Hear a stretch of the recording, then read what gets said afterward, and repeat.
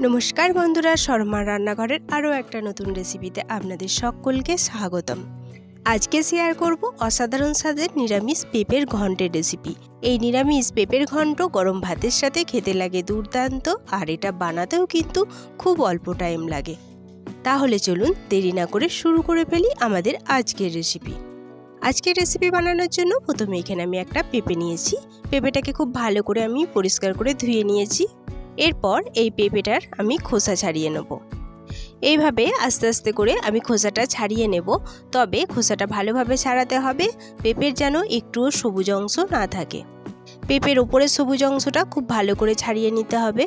আমি এখানে এইভাবে খোসাটা ছাড়িয়ে নিচ্ছি পেঁপের। আপনারা ছুরি বা বটিতেও ছাড়িয়ে নিতে পারেন, কোনো অসুবিধা নেই। আপনাদের যাতে সুবিধা তাতেই আপনারা খোসাটা ছাড়িয়ে নিতে পারেন। পুরো পেঁপেটারই আমি খোসা ছাড়িয়ে নেব।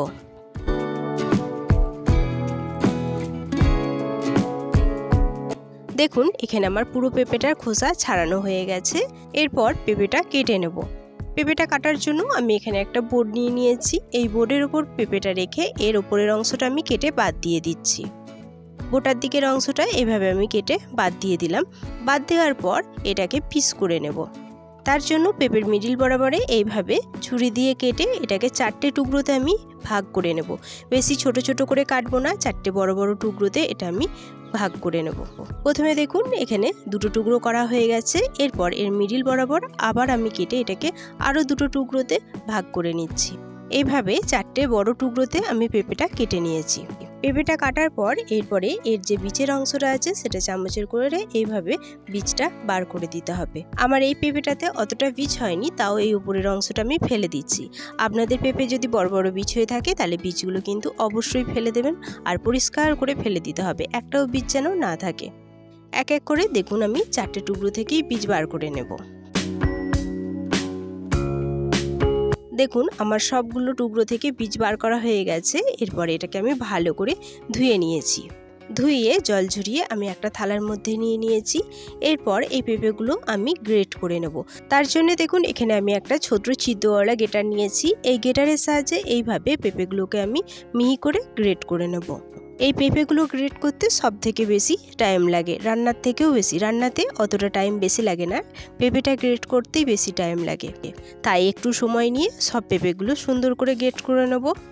দেখুন পেঁপেগুলো কত সুন্দরভাবে আর সরু সরু হয়ে গ্রেট হয়ে যাচ্ছে। এইভাবে আমি সব কটা পেঁপেই গ্রেট করে নিয়েছি। দেখুন আমার গ্রেট করা হয়ে গেছে। খুব মোটা কিন্তু পেঁপের টুকরোগুলো হয়নি, একদম সরু সরু পাতলা পাতলা হয়েছে। এরপর চলে যাই মূল রান্নায়। তার জন্য ওভেনে একটা আমি কড়াই বসিয়ে কড়াইটা ভালো করে গরম করে নিয়েছি। এরপর এই কড়াইয়ের মধ্যে দিয়ে দিচ্ছি কিছুটা সর্ষের তেল। মোটামুটি 3 থেকে 4 চামচ মতো সর্ষের তেল আমি দিয়ে দিলাম। তেল দিয়ে তেলটা ভালো করে গরম করে নেব। তেল গরম হয়ে গেলে এর মধ্যে দিয়ে দেব কয়েকটা বিউলির ডালের বড়ি। বড়ি দিয়ে এই বড়িগুলো আমি মিডিয়াম আঁচে লাল লাল করে ভেজে নেব। পেঁপের এই ঘন্টতে ডালের বড়ি দিলে এই পেঁপের ঘন্টটা খেতে খুব সুন্দর লাগে।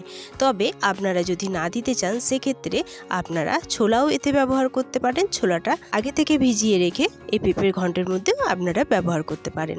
দেখুন এখানে আমার ডালের বড়িগুলো লাল লাল করে ভাজা হয়ে গেছে। এরপর তেল ঝরিয়ে বড়িগুলো আমি একটা পাত্রে তুলে নিলাম। এরপর এই তেলের মধ্যেই ফোড়ন দিচ্ছি একটা তেজপাতা, 2টো শুকনো লঙ্কা, আর দিয়ে দিচ্ছি হাফ চামচ গোটা জিরে।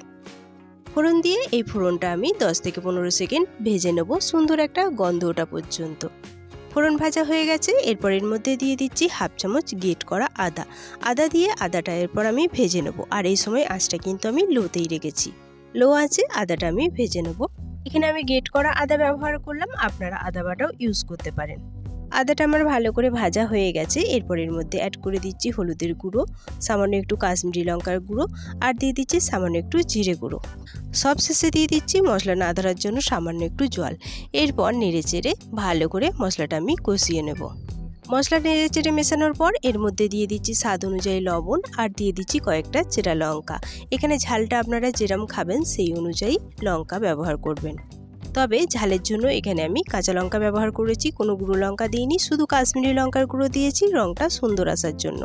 এই সব উপকরণ দিয়ে এরপর আমি মশলাটা খুব ভালো করে কষিয়ে নেব, যতক্ষণ না মশলা থেকে তেল ছেড়ে দিচ্ছে আর মশলার কাঁচা গন্ধ কেটে যাচ্ছে। লো আঁচেতে পুরো মশলাটা আমি কষিয়ে নেব।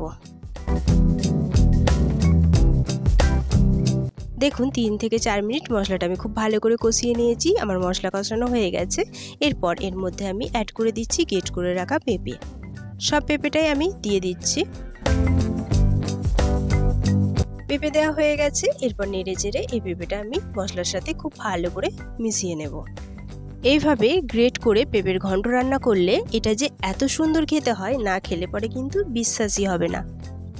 আর এই পেঁপে রান্নাতে আমি কোনো জল ব্যবহার করব না, জল না দিয়েই আজকে এই পেঁপের ঘন্টটা রান্না করব। পেঁপের মধ্যে যে জল আছে সেই জলেতেই আজকে এই পেঁপে রান্না হয়ে যাবে। দেখুন মশলার সাথে পেঁপেটা আমি খুব ভালো করে নেড়ে চেড়ে মিশিয়ে নিয়েছি। এরপর এর মধ্যে দিয়ে দিচ্ছি 3 চামচ মতো কোকোনাট পাউডার। এখানে আপনারা কোকোনাট পাউডারের পরিবর্তে পুরানো নারকেলও ব্যবহার করতে পারেন।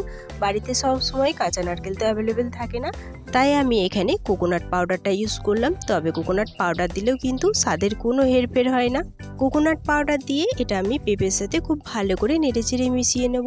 মেশানো হয়ে গেলে এটা আমি 2 থেকে 3 মিনিট ভালো করে কষিয়ে নেব, যেন পেঁপের কাঁচা গন্ধটা কেটে যায় আর পেঁপের সাথে মশলাটাও যেন খুব ভালোভাবে কষানো হয়ে যায়।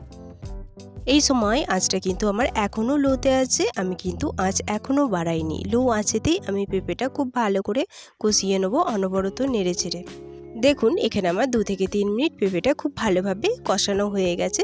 পেঁপেটা অনেকটা মাখো মাখো হয়ে গেছে আর পেঁপের কাঁচা গন্ধ অনেকটা কেটে গেছে। এরপর পেঁপেটা সিদ্ধ হওয়ার জন্য আমি একটা ঢাকা দিয়ে দেব। ঢেকে এটা আরও 2 মিনিট আমি লো আঁচে রান্না করে নেব।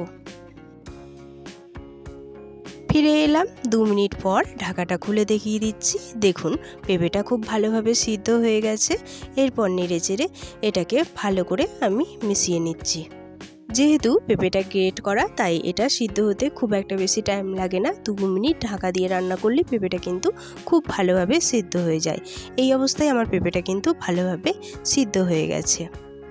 আমাদের পেঁপের ঘন্ট রান্না একেবারে শেষ দিকে। সব শেষে এর মধ্যে অ্যাড করে দেব আমি যে ভেজে রেখেছিলাম ডালের বড়ি, সেই বড়িগুলো এইভাবে হাতে করে আমি গুঁড়ো করে দেব। সবগুলো বড়ি আমি গুঁড়ো করে দিচ্ছি।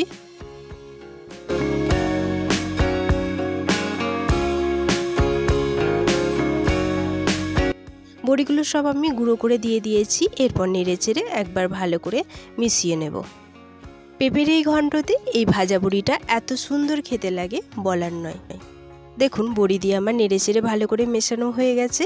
এরপর সবশেষে এর মধ্যে অ্যাড করে দেব সামান্য একটু গরম মশলা, স্বাদ অনুযায়ী সামান্য একটু চিনি, আর সবশেষে দিয়ে দিচ্ছি 1 চামচ ঘি। তবে আপনারা যারা তরকারিতে মিষ্টি খেতে পছন্দ করেন না, তারা চিনিটা স্কিপ করতে পারেন, কোনো অসুবিধা নেই। এই সব উপকরণ দিয়ে এরপর আমি নেড়ে চেড়ে মিশিয়ে নেব। নেড়ে চেড়ে মিশিয়ে নিলেই আমাদের পেঁপের ঘন্ট আজকে রেডি। মেশানো হয়ে গেছে। এরপর গ্যাসের ফ্লেম অফ করে আমি এরপর এটা ওভেন থেকে নামিয়ে নিচ্ছি।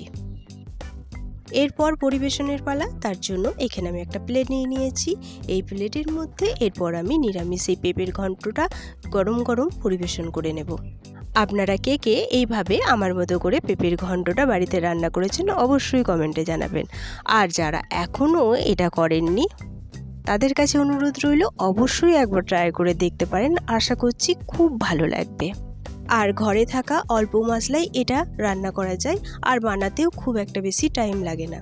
দেখুন আমার পরিবেশন করা হয়ে গেছে। এরপর ওপর দিয়ে আর একটু কোকোনাট পাউডার আমি এখানে ছড়িয়ে দিচ্ছি। হাতে মাত্র 5 মিনিট টাইম থাকলেই এই রেসিপিটা খুব সহজেই বাড়িতে বানানো যায়। আর এইভাবে পেঁপের ঘন্ট রান্না করলে যারা পেঁপে খায় না, তারাও কিন্তু হাত চেটে খাবে। দেখুন আমার পরিবেশন করা হয়ে গেছে।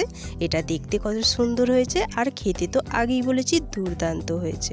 আর হ্যাঁ, যেসব বন্ধুরা নতুন আমার চ্যানেলটি ভিজিট করছেন, প্লিজ আমার চ্যানেলটি সাবস্ক্রাইব করে পাশে থেকে যাবেন। আর পাশে থাকা বেল বাটনটি অবশ্যই অল করে রাখবেন, যাতে আমি কোনো নতুন রেসিপি ছাড়লে তার নোটিফিকেশন সবার আগে আপনার কাছে পৌঁছায়। আজ এই পর্যন্তই। দেখা হবে আবারও একটা নতুন রেসিপি নিয়ে। ততক্ষণ সবাই সুস্থ থাকবেন, ভালো থাকবেন। ধন্যবাদ।